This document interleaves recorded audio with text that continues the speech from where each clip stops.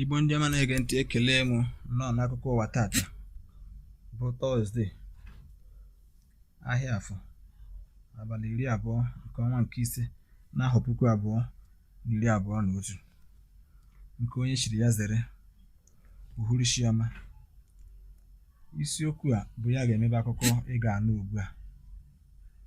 Bishọp Ezeofor agbapeela ogige ụlọ ekpere arụrụ ọhụrụ n'Ụmụchu.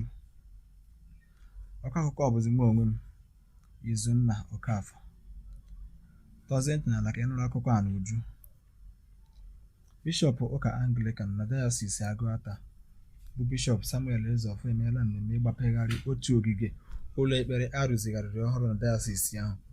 Ya bụ ogige bụ nke a maara dịka Catechist Gabriel Ezekwo Memorial Chapel and Ụmụchu Unity Center, ma bụrụkwa nke dị n'ụlọ ụka St. Thomas Anglican Church Ụmụchu n'okpuru ọchịchị obodo Agụata nke steeti Anambra.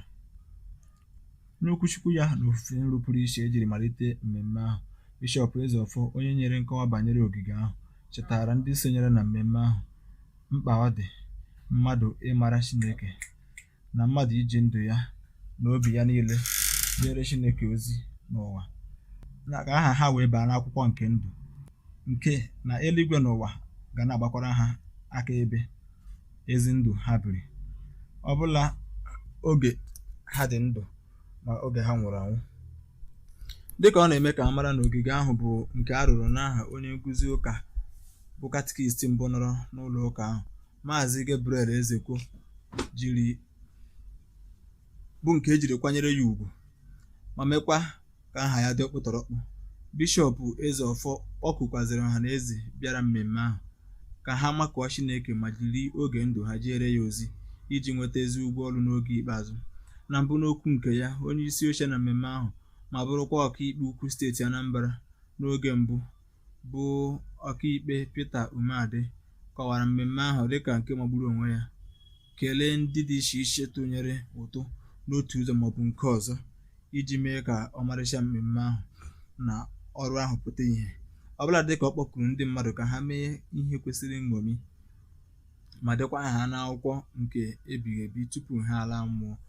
N'okwu nke ya n'ebe ahụ, onye na-akwado ihe mmemme ahụ bụ Maazị Samuel Ezekwo, onye bụkwa nwa Gabriel Ezekwo arụrụ ogige ahụ n'aha ya, kọwara nna ya dịka onye biri ezi ndụ na onye nwere ọtụtụ ezi ihe nṅomi na ihe nkụzi dị na ndụ ya, ọbụladị dịka o kwere nkwa ịgbasosi nzọụkwụ ya ike.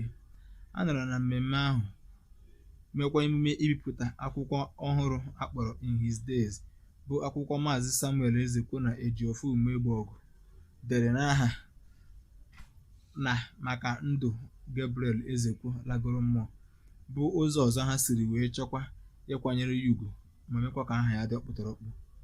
Mmemme ahụ dọtara ndị ọzọ dị iche iche ejikwa okwu ha abụ izu na ọtụtụ ngalaba, bụkwa ndị sitere mpaghara ebe dị iche iche na steeti Anambra na mpụga ya wee bịa, nke gụnyere Bishọp ụka Anglican na Dayọsis Enugu North bụ Bishọp Sosthenes Eze, Kọmishọna na-ahụ maka agụmakwụkwọ na steeti Anambra bụ Ọkammụta Kate Omenọbịa,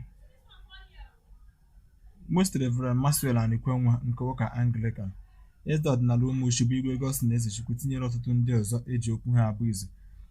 Igbo ndị ọma na-ege ntị, n'ebe akụkọ ụwa nke a bịara n'isi njedebe. Mgbe a na-asị gị daalụ maka isonyere anyị, daalụ maka ige ntị, ma tupu apịachie m, lekwa isiokwu mebere akụkọ ụwa a ịnụrụ ọzọ.